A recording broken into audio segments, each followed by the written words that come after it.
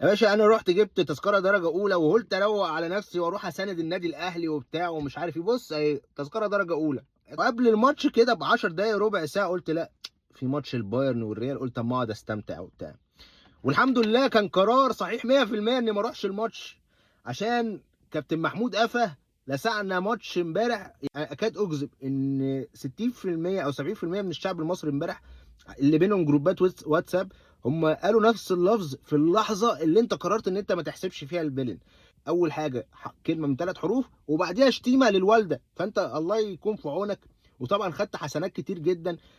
احنا في نهايه الزمن حقيقي، يعني هو كان فاضل 3 ساعات على نهايه الزمن من الماتش، بس انت يعني احنا في نهايه الزمن الاهلي في الدقيقه 96 بيتظلم، دي جديده وما بيتحسبلوش، جاي له بيلن بجد. يعني المره دي مش بيلن كده ولا لا، جاي له بيلن بجد وما بيتحسبش.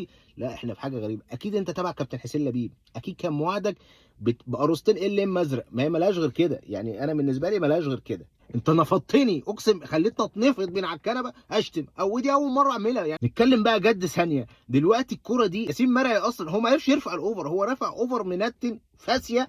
تمام، بقى لها نص ساعه في السكه على بال ما راحت للواد، والواد اصلا بيتمشى ساب الماتش وقال لك الكرة ايه هجيبها ايه خدها ايه.